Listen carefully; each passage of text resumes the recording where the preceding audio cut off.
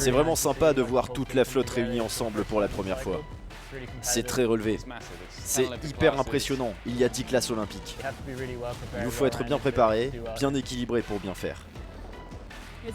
Il y a de très bons, mais aussi de très mauvais moments. La voile, c'est probablement l'un des sports les plus complexes au monde. Il faut pouvoir parer à toute éventualité, qu'il n'y ait pas de vent ou au contraire un vent très solide. Les meilleurs athlètes réunis dans les meilleurs spots.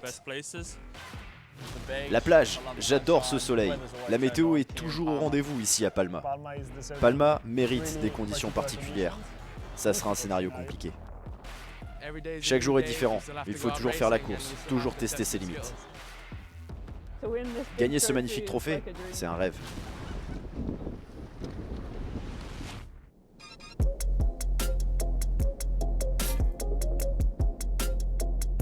Ce nouveau cycle olympique marque le début d'une nouvelle ère dans la voile, avec le lancement officiel du Sail Grand Slam. Mais qu'est-ce que c'est exactement que ce grand chelem de voile ? Développé en étroite collaboration avec World Sailing, la fédération internationale, le Sail Grand Slam est une compétition qui permettra aux meilleurs navigateurs et navigatrices de s'affronter en vue des Jeux de Los Angeles 2028. Il y aura 4 premiers événements en Europe, avant un dernier où les régates se dérouleront dans les mêmes eaux que lors de Los Angeles 2028. Cette année marque la 54e édition du Trofeo Princesa Sofia Mallorca by Fergus Hotel, une régate historique qui a un rôle majeur dans le monde de la voile puisqu'elle réunit les meilleurs marins des 10 classes olympiques prêts à la course dans la baie de Palma.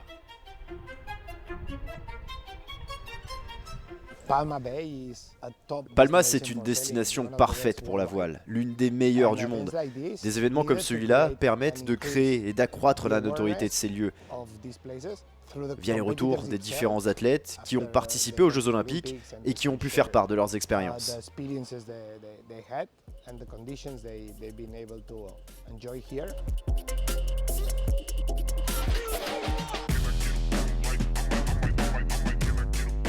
Après un hiver de préparation intense, il est temps pour les Olympiens de se tester dans ce premier rendez-vous majeur de la saison. Certains ont connu le succès en France, d'autres ont été les déçus des Jeux, mais tous reviennent, guidés par la passion pour leur sport.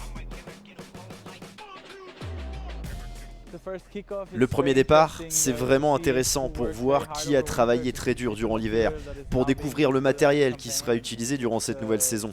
C'est une sorte de test pour trouver une nouvelle mise au point et voir où nous en sommes. Il y a encore beaucoup à faire avec l'équipement, mais vous pouvez voir que beaucoup de jeunes ont énormément progressé et se retrouvent devant maintenant. C'est la 54e édition, c'est vraiment sympa et spécial d'être là. J'ai tellement d'idoles qui ont navigué ici, des gens que j'ai admirés et maintenant c'est nous qui donnons le rythme. C'est un événement iconique, Palma est un endroit magnifique, c'est là que nous avons commencé à naviguer quand nous avions 12 ans, aucune raison de se plaindre. C'est la première fois que j'entame un nouveau cycle après des Jeux Olympiques, il sera très intéressant de voir quelles approches ont pris les différents concurrents. Personnellement, j'étais la partenaire d'entraînement pour les JO l'été dernier, donc j'ai eu pas mal de temps libre depuis le mois d'août. Je voulais tout donner pendant l'hiver et j'étais vraiment excité et motivé de lancer ce cycle vers Los Angeles 2028. La magnifique baie de Palma a inauguré le nouveau circuit de voile olympique avec des conditions étincelantes, pratiquement parfaites, du soleil et du vent entre 16 et 18 nœuds lorsque le Trofeo Princesa Sofia Mallorca by Fergus Hotel se lance.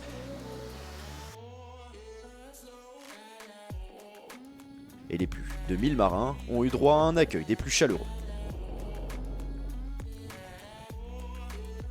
Sans l'ombre d'un doute, les athlètes qui ont terminé la journée en tête ont eu des conditions de course parfaites.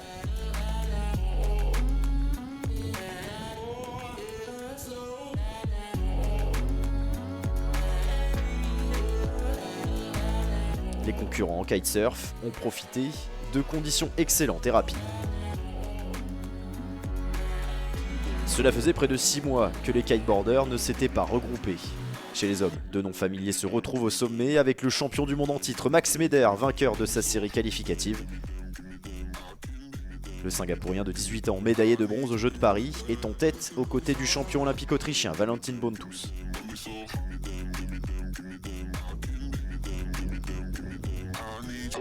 Chez les dames, l'équipe chinoise semble avoir mis les bouchées doubles pendant l'hiver.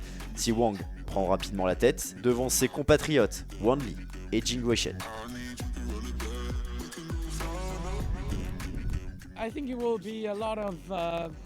Je pense qu'il va y avoir plein de nouveaux visages au sommet des classements. Ça va être évidemment excitant de voir ces petits nouveaux batailler pour se frayer un chemin jusqu'au sommet de ce sport. Je trouve que ce sera très rafraîchissant en termes de style et d'approche de la course, de voir comment ils naviguent, et ça sera sympa à découvrir.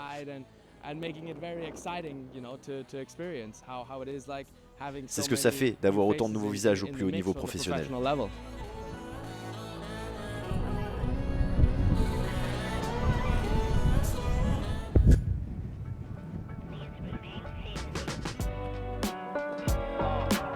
Les marins de toutes les flottes ont apprécié cette première journée qui leur a permis de se mettre dans le bain avant une semaine riche en actions. La plupart d'entre eux étaient enthousiastes à l'idée de naviguer dans un endroit aussi réputé que Palma. J'adore Majorque, j'ai toujours aimé venir pour le Trofeo Princesa Sofia, c'est très glamour, je veux dire, je me retourne, je vois le ciel bleu, du vent, les vagues, de magnifiques plages pour les régates. Ce n'est pas seulement que j'aime cet endroit, je m'y sens à la maison.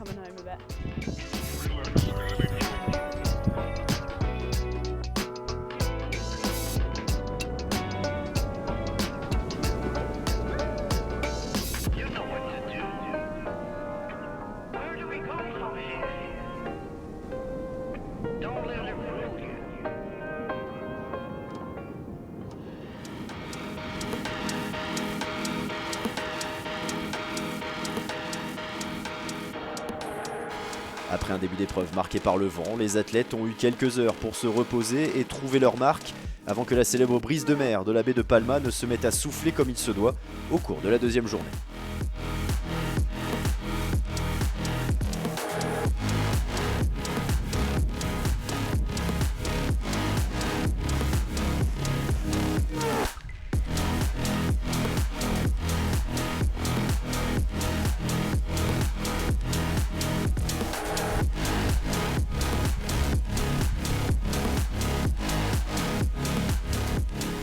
Après 5 courses de qualification pour les 49ers, c'est le duo allemand nouvellement formé Richard Schultheis et Fabian Rieger qui mènent la flotte de 91 bateaux, prouvant que même une nouvelle paire peut être une menace pour ceux qui avaient déjà connu la victoire par le passé.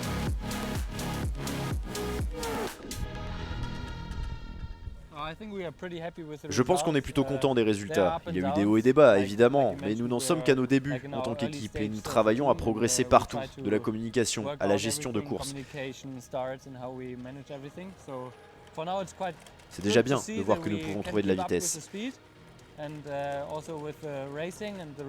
Voyons les prochaines régates et comment nous pouvons encore progresser et apprendre l'un de l'autre.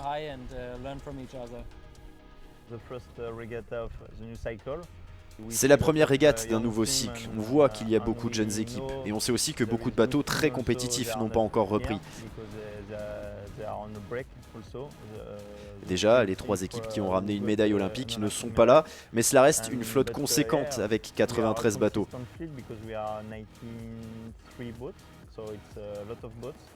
Ça fait beaucoup d'embarcations et tout le monde a faim de cette régate et de débuter ce nouveau cycle.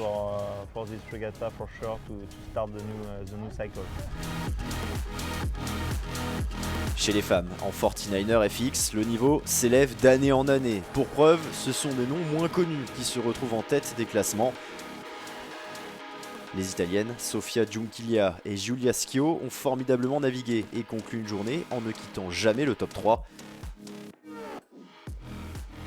La flotte a été marquée par la combinaison d'équipages établis et d'équipages ambitieux en devenir. Il y a un mix entre revenants et nouveaux visages dans la flotte. C'est vraiment cool de voir autant de jeunes filles prendre part aux compétitions. Et c'est sympa pour les femmes de la voile en général. C'est génial de revoir des têtes connues, de voir des visages aussi amicaux. Cela permet de maintenir un niveau élevé. Et oui, c'est intéressant de voir comment cette flotte s'installe. Le titre de Grand Chelem, c'est épique, mais je pense aussi, surtout pour la flotte FX, que d'avoir ce groupe de femmes fortes qui parcourent le monde en concourant ensemble et en construisant des relations solides est très cool.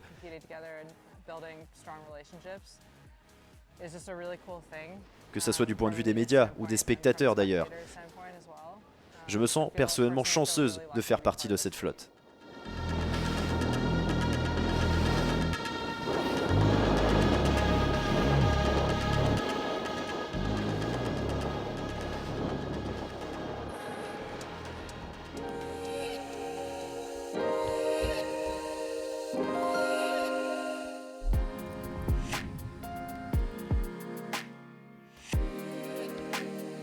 Certaines paires sont propulsées par leur force et leur qualité, mais d'autres par l'héritage qu'elles doivent transmettre.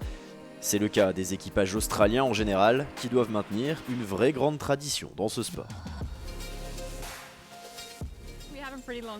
On a une longue expérience dans le skiff avec Nathan Goops qui domine chez les garçons. Mais doucement et sûrement, les filles progressent avec ce bateau qu'elles avaient lancé en vue de Rio 2016. Cette petite équipe australienne s'est construite petit à petit et elle est désormais capable de marcher dans les pas des garçons. Je pense que c'est le bon moment pour les Australiennes de passer ce cap et j'espère qu'on en sera à l'origine. Il y a de très bonnes équipes pour le moment, je dirais 5 ou 6 bateaux. On travaille très dur à la maison, à peu près 4 ou 5 jours dans la semaine. Donc ça fait du bien de venir ici, de se tester en conditions réelles dans une flotte internationale. Je pense qu'on est sur le bon chemin. En Australie, on a une riche histoire avec l'île Cassis et c'est incroyable de voir que cet héritage a été poursuivi par les garçons.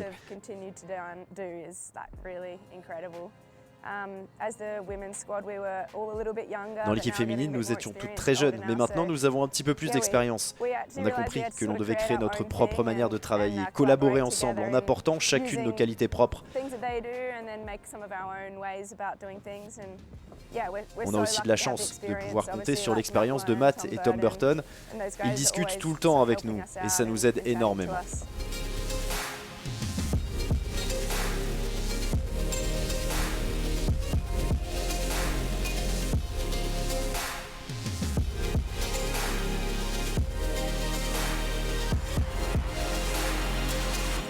Avec les différentes classes entrant dans la phase finale au cours du 3e jour, l'intensité s'accroît et la régularité devient plus importante lors d'une journée qui avait pourtant commencé avec des nuages sombres et menaçants, mais qui a connu une brise solide dans l'après-midi.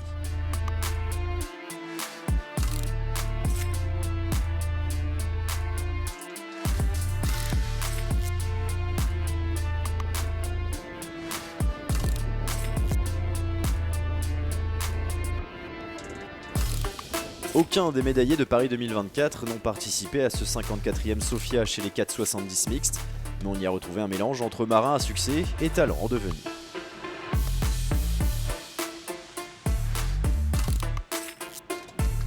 Deux marins expérimentés, mais une nouvelle équipe en 470 mixtes, Elena Berta et Giulio Calabro ont trouvé leur rythme très rapidement pour s'emparer de la tête.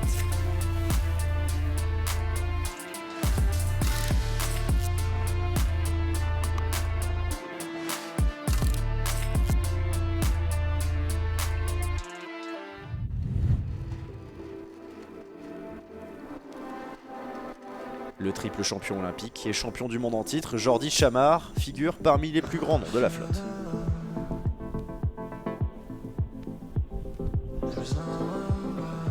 Sa passion pour le sport reste intacte et la légende espagnole revient pour une 4e campagne avec une nouvelle partenaire, Marta Cardona.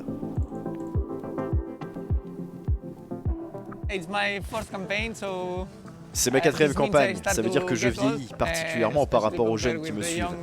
J'ai énormément de chance de faire ce que j'aime le plus au monde, naviguer, faire de la compétition au sein d'une flotte très relevée, et je prends toujours autant de plaisir. Je lui disais, tu as de la chance, c'est ta 2e participation au Princesa Sofia. J'aimerais aussi pouvoir dire que je participe une 2e fois, ça voudrait dire que nous aurions une longue carrière devant nous. Mais pour être honnête, je profite de ce que je fais et je regarde toujours vers l'avant.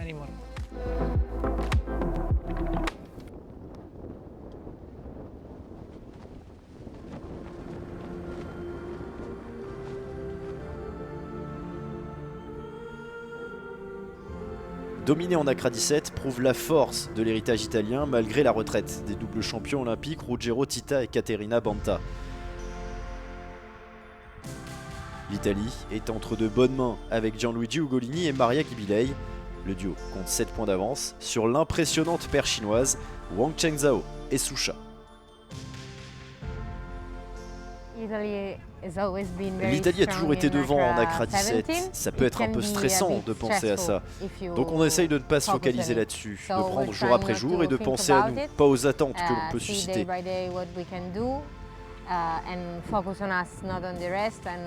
On doit donner le meilleur, se focaliser sur le bateau, sur nous-mêmes, notre manière de naviguer chaque jour, et on verra bien ce qui arrivera.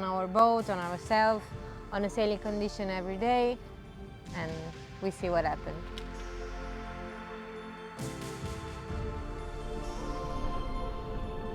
Comme toujours, lors du Trofeo Princesa Sofia, les marins ont assuré le spectacle. On a également pu apercevoir quelques invités de marque venus assister à l'événement sans concourir.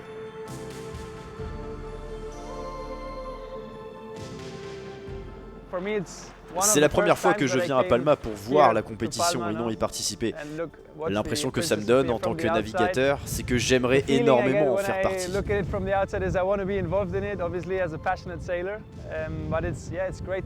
C'est génial de venir quelques jours pour voir les flottes, les différentes classes et certains amis. Je veux garder ce feu intérieur et le faire grandir en vue d'une nouvelle campagne olympique en 49er.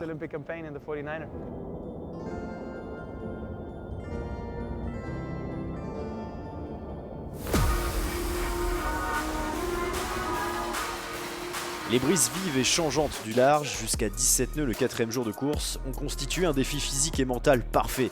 Alors que l'événement touche à sa fin, des schémas clairs se dessinent dans chaque discipline.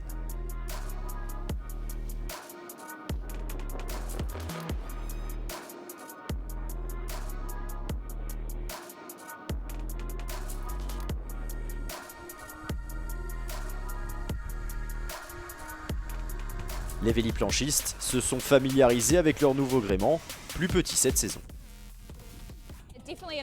C'est le début d'un vrai voyage jusqu'au JO de Los Angeles. C'est ma première régate depuis les Jeux de Paris, ça me fait plaisir d'être de retour et ça fait du bien d'être aux avant-postes.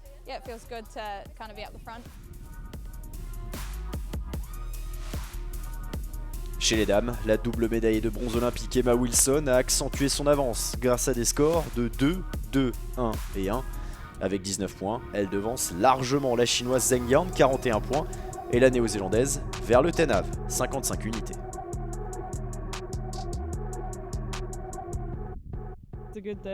C'est une très bonne journée, le soleil est arrivé, il y avait un peu de vent sur la fin et j'ai eu une très bonne journée de compétition. C'était difficile parce qu'il y avait pas mal de rafales et je ne savais pas toujours trop où aller, mais tout s'est bien passé et j'ai gagné les 2 dernières courses. Je suis plutôt contente. Gray Morris a lui particulièrement apprécié la forte brise qui a soufflé.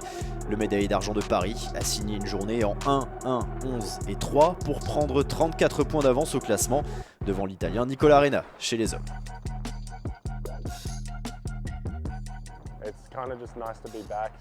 C'est génial d'être de retour, redécouvrir cette immense flotte. Et oui, j'ai fait de bonnes régates, à batailler pour rester dans le top 10.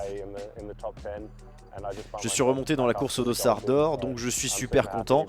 Mais il nous reste encore une grosse journée avant la série des courses pour les médailles.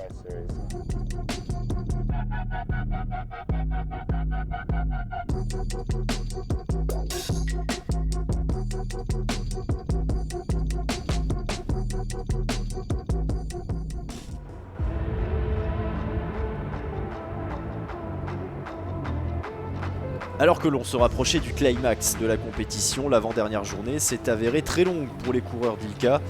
La brise s'est arrêtée au milieu de la journée, obligeant une longue attente avant de pouvoir disputer les courses finales.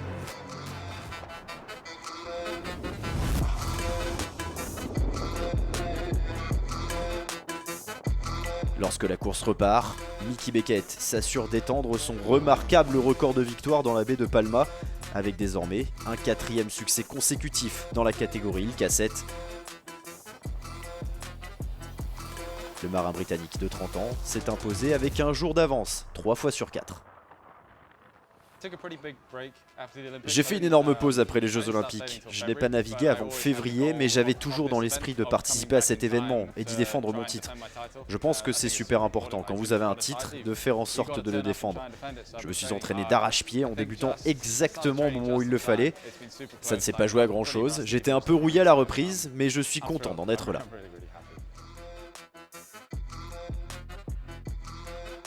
Chez les dames, la course à la médaille était très ouverte en Ilka 6 jusqu'à ce que l'Australienne Zoe Thompson, 2e en 2024, prenne 3 points d'avance sur Daisy Collingwood après la journée. Et ce, pendant que Maria Erdi, la championne du monde hongroise, leader jusque-là, ne soit obligée de déclarer forfait.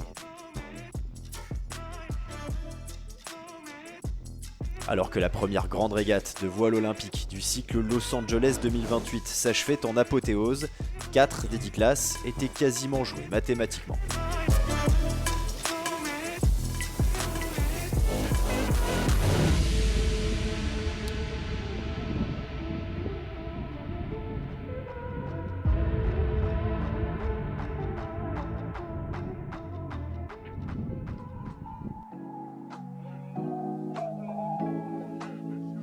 Au sein des flottes de l'ILCA, les médaillés olympiques ont tenté de se faire remarquer, mais le succès ne se résume pas à une simple victoire en régate. Stefano Peschiera, l'un des marins les plus renommés, a déjà réussi à contribuer à la croissance du sport dans son propre pays.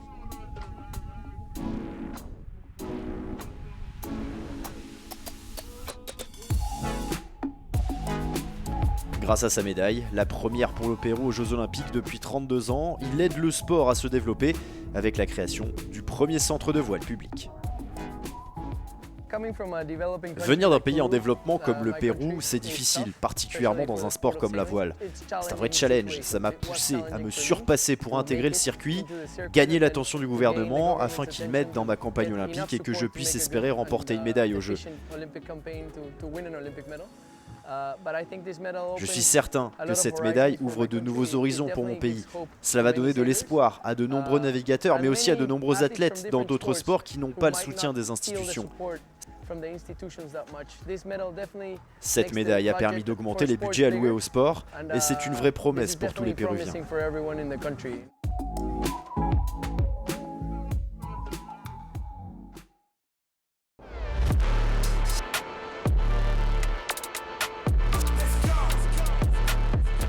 Le dernier jour de course est arrivé à Majorque. Sous un ciel bleu étincelant, les quelques 800 équipes participantes ne sont plus que 92 à s'affronter pour les courses à la médaille et les finales.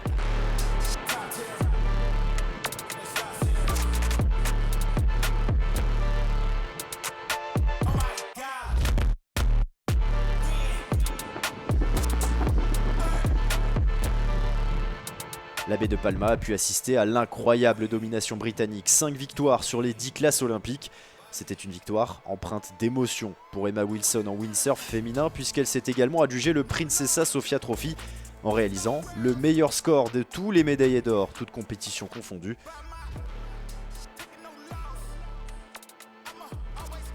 Les Britanniques Martin Wrigley et Betty Harris, vainqueurs en 4,70 mixte, étaient à égalité avec Emma Wilson avant la medal race. John Gibson et Anna Burnett, médaillés d'argent de Tokyo, ont assuré leur première victoire en Accra 17 en remportant la medal race. En skiff féminin, Freya Black et Saskia Taidi ont remporté leur premier succès au classement général du Trofeo Princesa Sofia.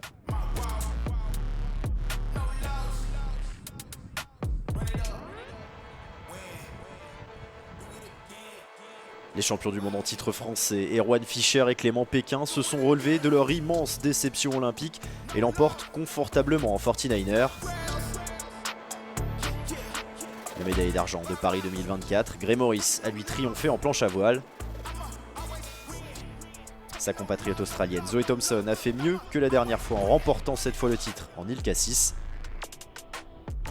Max Meder, le Singapourien, a dominé la compétition en kitesurf masculin alors que la chinoise Wan Li a remporté la compétition chez les femmes.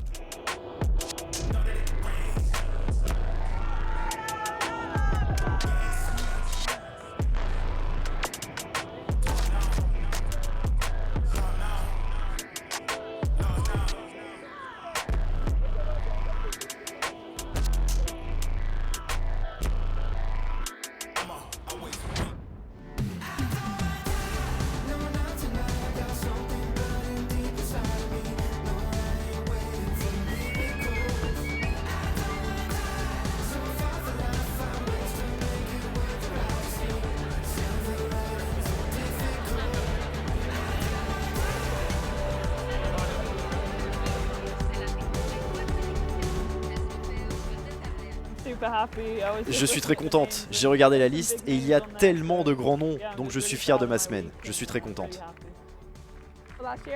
L'an dernier j'ai terminé deuxième, c'était important parce que nous étions au milieu de notre préparation olympique. C'était plutôt cool et comme j'ai réussi à l'emporter cette année, je peux dire que j'aime bien Palma. Quelle semaine pour débuter cette nouvelle ère. La saison de voile a commencé de la meilleure des manières sur l'un des spots les plus iconiques et les plus appréciés de la discipline.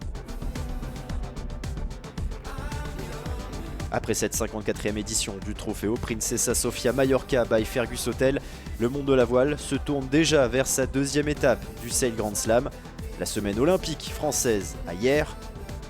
Olympiens, champions du monde, futurs stars, tous seront là.